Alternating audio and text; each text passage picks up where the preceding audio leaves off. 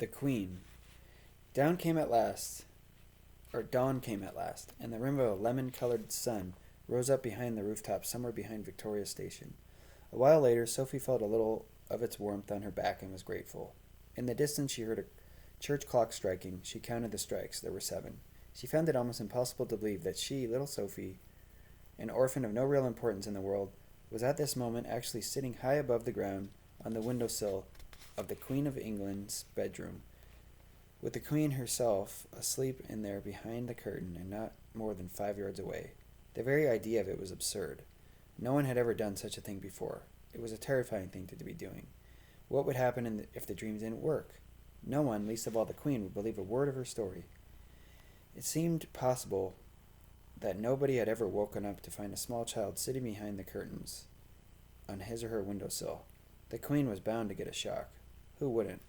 With all the patience of a small girl who had something important to wait for, Sophie sat motionless on the windowsill. How much longer? She wondered. What time do queens wake up?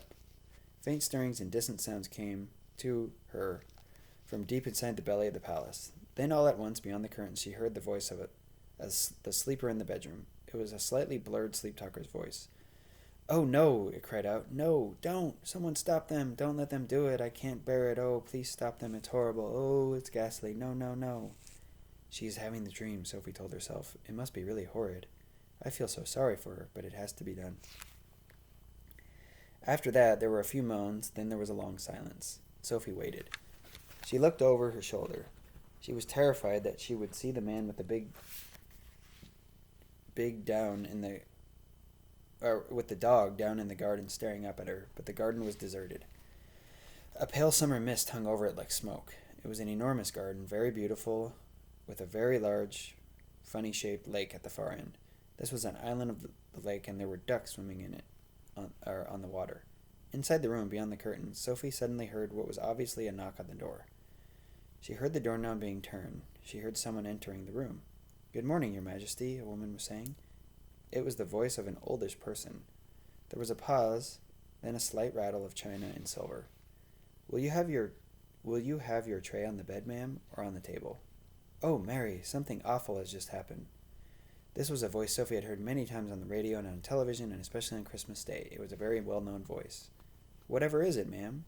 "I just had the most frightful dream. It was a nightmare. It was awful." "Oh, I am so sorry, ma'am, but don't be distressed. You're awake now and will go away. It was only a dream, ma'am." "Do you know what I dreamt, Mary? I dreamt that girls and boys were being snatched out of their beds at a boarding school and were being eaten by the most ghastly giants. The giants were putting their arms in through the dormitory windows and plucking the children out with their fingers. One lot of the girls' school and from the boys' school. It was all so vivid, Mary. It was so real." There was a silence. Sophie waited, and she was quivering with excitement. But why the silence? Why didn't the other one, the maid, why didn't she say something? "What on earth's the matter, Mary?" the famous voice was saying. There was another silence. "Mary, you've gone white as a sheet. Are you feeling ill?" There was a sudden crash and a clatter of crockery, which could have only meant that the tray that the maid was carrying had fallen out of her hands. "Mary," the famous voice was saying rather sharply, "I think you'd better sit down at once. You look as though you're going to faint. You really mustn't take it so hard, just because I've had this awful dream." That isn't the reason, ma'am." The maid's voice was quivering terribly. "Then for heaven's sake, what is the reason?" "I'm very sorry about the tray, ma'am." "Oh, don't worry about the tray. But what on earth made you drop it? Why did you go white as a ghost all of a sudden?" "You haven't seen the papers yet, have you, ma'am?" "No, what do they say?" Sophie heard the rustlings of the newspaper as it was being handed over. "It's like the very dream you had at night, ma'am." "Rubbish, Mary. Where is it?" "On the front page, ma'am. It's the big headlines." "Great Scott!" cried the famous voice. 18 girls vanished mysteriously from their beds at Roden School. 14th boy disappeared from Eton. Bones are found underneath dormitory windows. Then there was a pause, punctuated by gasps from the famous voice, as the newspaper article was clearly being read and digested. "Oh, how ghastly!" the famous voice cried out. "It's absolutely frightful. Bones under windows. What can have happened? Oh, those poor children." "But, ma'am, don't you see, ma'am?" "See what?" "Those children were taken away almost exactly as you dreamt it." "Not by giants, Mary." No, ma'am. But the bit about the girls and boys disappearing from their dormitories, you dreamt it so clearly and then it actually happened.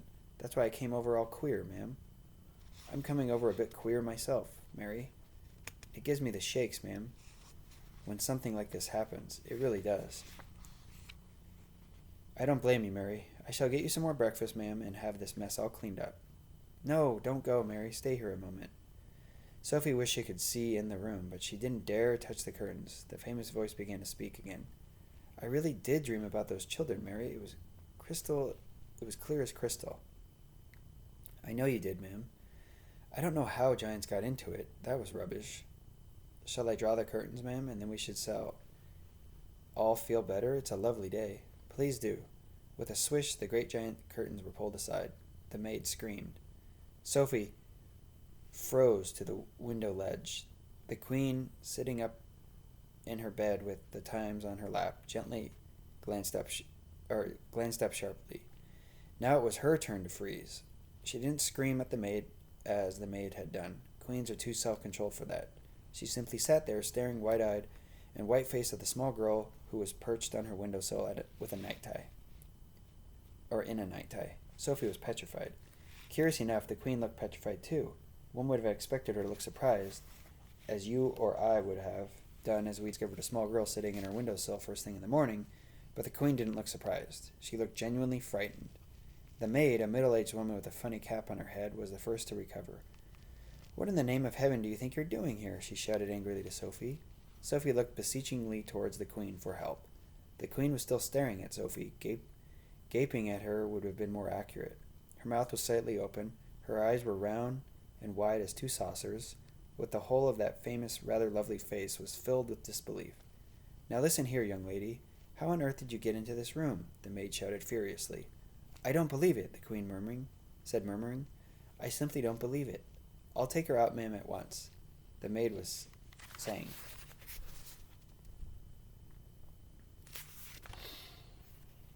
No, Mary, don't. Don't do that. The queen spoke so sharply that the maid was quite taken back. She turned and stared at the queen. What on earth had come over her? It looked as though she was in a state of shock. Are you all right, ma'am? The maid was saying. When the queen spoke again, it was in a strange, strangled sort of whisper. Tell me, Mary, she said. Tell me quite truthfully. Is there really a little girl sitting outside my windowsill, or am I still dreaming? She's sitting there all right, ma'am, clear as day. But heavens no, how did she get here? Your Majesty is certainly not dreaming it this time. But that's exactly what I did dream, the queen cried out. I dreamt that as well. I dreamt that there would be a little girl sitting in my windowsill, in her night-tie, and she would talk to me, the maid said with her hands clasped across her starched white bosom, was staring at the mistress with a look of absolute disbelief on her face. The situation was getting beyond her. She was lost. She had not been trained to cope with this kind of madness. Are you real? The queen said to Sophie. Yes, your Majesty, Sophie murmured. What is your name? Sophie, your Majesty. And how did you get up on my windowsill? No answer to that. Hang on a moment. I dreamt that part of it too. I dreamt that a giant put you here. He did, your Majesty, Sophie said. The maid gave a howl of anguish and clasped her hands over her face. Control yourself, Mary, the queen said sharply. Then to Sophie she said, You are not serious about the giant, are you? Oh, yes, your Majesty. He's out there in the garden now. Is he indeed? The queen said. The sheer absurdity of it all helped her regain her composure. So he's in the garden, is he? She said, smiling a little. He is a good giant, your Majesty, Sophie said. You need not be frightened of him. I'm delighted to hear it, said the queen, still smiling. He's my best friend. How nice. He is a lovely giant, your Majesty. I'm quite sure he is, the queen said. But why have you and this giant come to see me? I think you have dreamt that part too, your Majesty, Sophie said calmly. That pulled the queen up short. It took the smile right off of her face. She certainly had dreamt that part of it. She was remembering it now. At the end of her dream, it had said that the little girl and the big friendly giant would come and show her how to find the 9 horrible man-eating giants. But be careful, the queen told herself. Keep very calm. Because this is surely not far from the palace where the madness begins.